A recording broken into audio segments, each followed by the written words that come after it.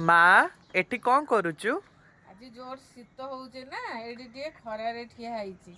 ଯେ ଆଜି ଗୋଟେ କାମ କରୁନୁ, ଖଙ୍ଗା ମାଛ ମୁଣ୍ଡ ଅଛି ମସୁର ଡାଲି ଦେଇକିରି ଗୋଟେ ଚଡ଼ଚଡ଼ି ଛେଚା ବନଉନୁ।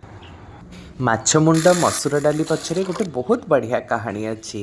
ଦିନେ ମୋର ଗୋଟେ ସାଙ୍ଗ ହାଇଦ୍ରାବାଦରୁ ଆମ ଘରକୁ ବୁଲିବା ପାଇଁ ଆସିଥିଲା। ମୋ ମା ଫରମାଇଶ କଲା କି ତା ପାଇଁ ଏଇ ଛେଚେଡ଼ା ବନେଇବାକୁ। ଆଉ ଛେଚେଡ଼ା ତ ତାଙ୍କ ଆଡ଼େ ହୁଏ ହିଁ ନାହିଁ। ତ ଯେତେବେଳେ ମୁଁ ତାକୁ ଏଇ ଡିଶ୍ଟା ଏକ୍ସପ୍ଲେନ୍ କଲି, ସେ ବହୁତ ଇଣ୍ଟରେଷ୍ଟିଂର ସହିତ କହିଲା ଆମ ଆଡ଼େ ତ ହୁଏନି, ତ ୟାର ସ୍ୱାଦ ମୁଁ ଜାଣିନି, ତ ବନା। ମୁଁ ଯେତେବେଳେ ବନେଇବା ଷ୍ଟାର୍ଟ କଲି, ସେ ମୋତେ ଗୋଟିଏ ଜିନିଷ କହିଲା, ଆରେ ଏଥିରେ ତ ପୁରା କଣ୍ଟା, ଏଥିରେ ତ ପିସ୍ ହିଁ ନାହିଁ, ମୁଁ ଖାଇବି କ'ଣ? ମୁଁ କହିଲି ଆରେ ବ୍ୟସ୍ତ ହନି, ଖାଇକି ଦେଖ କେମିତି ଲାଗିବ। ଖାଇକିରି ମୋ ମା ଯାହା କହିଛି ଡିଟୋ ସେ ସେୟା କହିଲା। ଖାଇକିରି କହ କେମିତି ଲାଗୁଛି? ବହୁତ ବଢିଆ ହେଇଛି।